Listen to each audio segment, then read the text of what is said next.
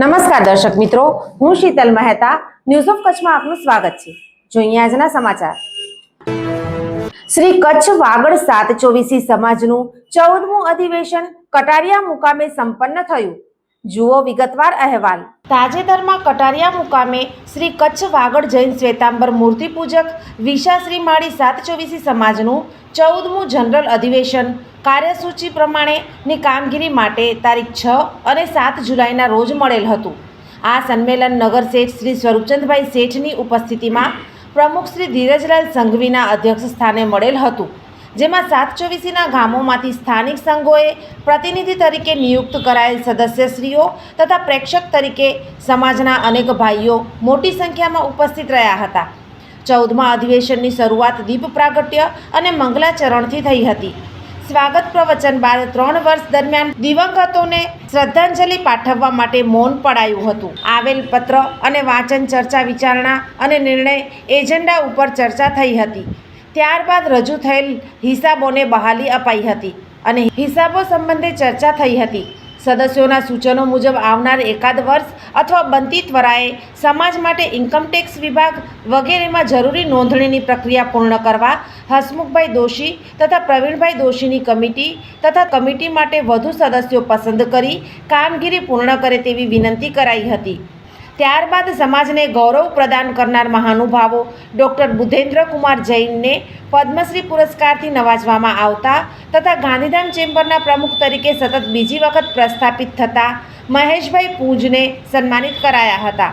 Padmashri doctor Buddhadev Kumar Jain નાદુરસ્ત તબિયતને કારણે ઉપસ્થિત નહીં રહી શકતા તેમના પરિવારે સન્માન સ્વીકાર્યું હતું।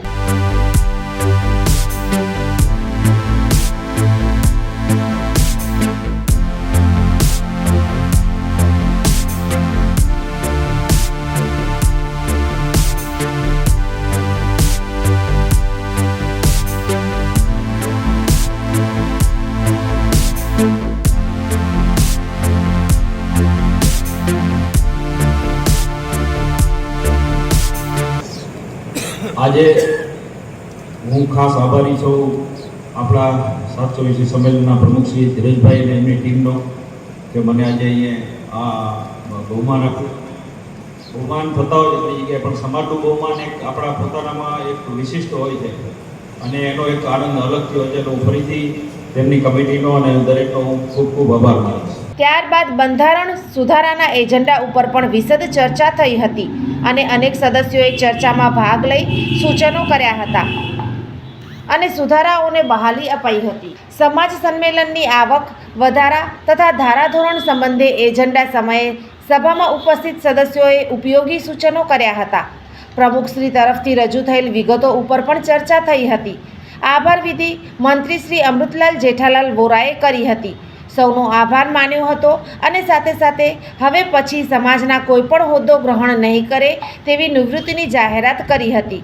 ત્યાર પછી નગરશેઠશ્રીએ 3 ચૂંટણી અધિકારી ભરતભાઈ પટવા, પ્રદીપભાઈ ગાંધી અને ધીરજલાલ મહેતાની નિમણૂક કરી હતી અને નવા સમયગાળા માટે પ્રમુખશ્રીની નિયુક્તિ ચૂંટણી માટે કાર્યવાહી કરવા માટે આ 3 મહાનુભાવોએ કામગીરી કરી હતી અને 2 મહાનુભાવોનો ફોર્મ માન્ય રહેતા ચૂંટણી પ્રક્રિયા કરવામાં આવી હતી।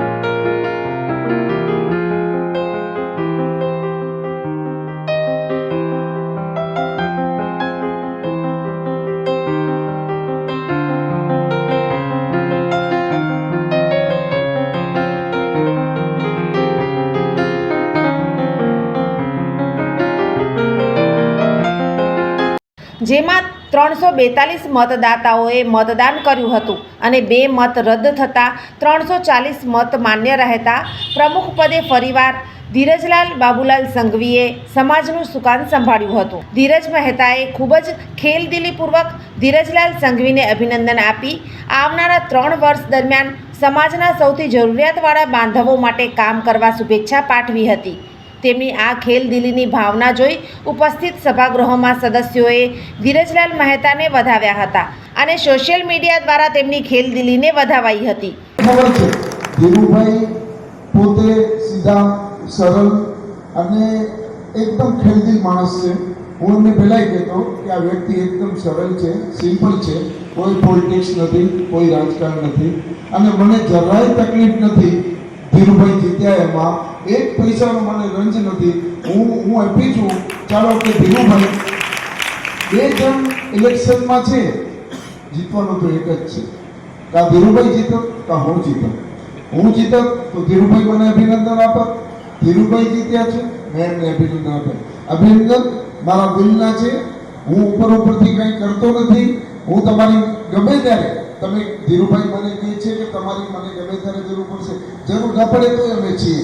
જરૂર શું હોય? સમાજના કામ માટે તમે હું સમાજનું કામ કરવા માટેનો હતો, તમે સમાજનું કામ કરશો. હવે એ આપણા ઓડિયન્સ ઉપર છે કે હવે એને ડિસાઈડ કરવાનું હતું કે કાં તમને નક્કી કરીને કાં મને નક્કી કરે. તો ઠીક છે, તમે નક્કી દેજો તો તમે 3 વર્ષ કામ કરજો. નહીં તો મારો ઉત્સાહ હતો કે મને તક મળશે તો હું 3 વર્ષ કામ કરીશ. એને બદલે તમે નક્કી દેજો તો તમે 3 વર્ષ કરજો. અલ્ટિમેટલી કોઈ પણ કામ કરવાનું બધાને સંઘ સમાજ અને સંઘ માટે સારું કરવાનું છે. કોણ કરે છે એનાથી સમાજને ક્યારેય લેવા દેવા હોતી નથી. કેવું થાય છે એ સૌથી વધારે ઇમ્પોર્ટન્ટ છે કે કામ કેવું થાય. અને ધીરુભાઈ સરળ માણસ છે. ઘણી વખત મને લાગે છે કે અમુક ડિસિઝનો કદાચ હાર્ડ ડિસિઝનો નહીં લઈ શકતા હોય. ક્યારેક પોતે આમ કહેવાય ને સરળ ધાર્મિક વ્યક્તિ દેખાય, એના ફેસ ઉપરથી એમનું ફેસે લાગે કે ધાર્મિક વ્યક્તિ છે. એમ જરાક આમ તોફાની જેવા લાગી, આમ હાઈફાઈ, આમ તેમ બધું અડું.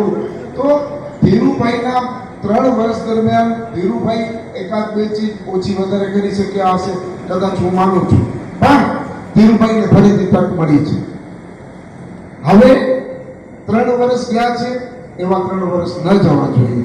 અમારો પહેલાં આ જ વાત હતી કે સમાજમાં પ્રમુખ સ્થાન ઇમ્પોર્ટન્ટ નથી જેટલું સમાજના લોકો માટેનું કામ ઇમ્પોર્ટન્ટ છે. અને આપણે સમાજના લોકોના દિલમાં રહેવું હોય તો સમાજ માટે કાંઈક કરવું પડે, નહીં તો સમાજના લોકો આપણને દિલમાં ન રાખે. પણ પસંદ સમાજના લોકો કામ કરે છે. આજે ધીરુભાઈનો વિજય થયો છે. હું મારી ખેલદિલીથી આ સ્વીકારું છું. ધીરુભાઈને ફરીથી લાખ અભિનંદન અને સમાજ માટે ફરીથી તમને આપેલા નવા 3 વર્ષનો પૂરેપૂરો ઉપયોગ કરજો. તમારી પૂરેપૂરી શક્તિ લગાડજો. પૈસાની તાકાત સૌથી પહેલા લગાડજો, નહીં તો રિઝલ્ટ નહીં આવે. એના કારણે તમારી તાકાત, તમારી સાથીદારો તમારા બહુ તાકાતવાન છે. બધાને કહું છું કે સમાજ માટેની આ તક છે, પૂરેપૂરો ઉપયોગ કરી લેજો. એના પછી ખબર નથી કે 3 વર્ષ પછી ફરીથી કયાનો સંજોગો હશે. એટલે આ ફરીથી 3 વર્ષ મળ્યા છે તો આનો ઉપયોગ સરસ કરજો. તમારા સાથીદારોને પણ કહેજો કે હવે 3 વર્ષ સમાજને લૂંટાવાના છે, સમાજ માટે કરવાનું છે. કાંઈ જોવાનું નથી, કાંઈ વિચારવાનું નથી અને સમય બગાડવાનો નથી. તમારું કામ નિષ્ઠાથી પ્રમાણિકપણે તમે કરો છો અને આગળના 3 વર્ષ આનાથી વધારે નિષ્ઠા અને પ્રમાણિકપણે તમે સમાજ માટે આપજો. Thank you. બીજી તરફ ધીરજલાલ સંઘવીનું પાઘડી અને શાલથી સન્માન કરી તેમની બીજી વખતના કાર્યકાળ માટે દરેક 24ના આગેવાનો ઉપસ્થિત સભ્યોએ સૌએ શુભેચ્છાઓ પાઠવી હતી. ત્યારબાદ 14મું અધિવેશન પૂર્ણ થયું હતું. આજે હોદ્દેદારોની વિધિવત વરણી કરાયાની જાહેરાત કરાઈ હતી, જે આ પ્રમાણે છે. નગર શેઠ સ્વરૂપચંદભાઈ શેઠ, પ્રમુખ ધીરુભાઈ બાબુલાલભાઈ સંઘવી, ઉપપ્રમુખ વર્ધમાન ધરમસિંહ પૂજ, ઉપપ્રમુખ જગસીભાઈ ચત્રભુજભાઈ મહેતા, મંત્રી રમેશભાઈ જગજીવનભાઈ કોઠારી, સહમંત્રી ભોગીલાલ હરકચંદભાઈ મગવાણી, ડૉક્ટર કલ્પેશ ડાયાલાલ મગવાણી, ખજાનચી કીર્તિભાઈ ગોપાલજીભાઈ મહેતા, એ રીતે હોદ્દેદારો નિમાયા છે અને જુદી જુદી સમિતિઓની વરણી કરાઈ છે. સમગ્ર અધિવેશનમાં એ વાત અગ્રતામાં રહી કે સમાજમાં ખૂબ જ જરૂરિયાતમંદ ભાઈઓ માટે કલ્યાણકારી યોજનાઓ લાવવી. આવાસ, મેડિકલ, શિક્ષણ, રમતગમત તથા યુવાનોને જોડવા માટે જરૂરી પ્રોજેક્ટો, વ્યાપાર ધંધા માટેના માર્ગદર્શન સેમિનારો, હેલ્પલાઇન, સરકારી યોજનાઓનો સમાજના ભાઈઓને લાભ અપાવવો વગેરે અનેક કલ્યાણકારી કાર્યો માટે ઉપસ્થિત સદસ્યોએ સૂચનો કર્યા હતા. એ વાત પણ જોવા મળી કે સમાજના ભાઈઓ નવા પ્રોજેક્ટ માટે ઉત્સાહ ધરાવે છે અને સમાજ પાસે ઘણી અપેક્ષાઓ પણ રાખે છે, જે પ્રતિબિંબિત થયું હતું. નવી ટીમ લોકોના સ્વપ્નો, આકાંક્ષાઓ વધુને વધુ ક્ષમતાથી પૂર્ણ કરશે તેવી સૌ સમાજના ભાઈઓ અપેક્ષા રાખે છે અને નવી ટીમને શુભેચ્છા પાઠવે છે. સોફ Kutch power by Opal electronics, LG best shop, Vijaynagar road Bhuj, Rambag road Adipur. Power by KC jewellers, latest fashion ડિઝાઇનના ઓર્નામેન્ટ્સનો વિશ્વાસપાત્ર શોરૂમ, હોસ્પિટલ રોડ ભુજ. દર્શક મિત્રો, આજે તારીખ 9 જુલાઈ 2025 આ હતા આજના સમાચાર. આવતીકાલે ફરી મળીશું. ત્યાં સુધી મને રજા આપશો. નમસ્કાર.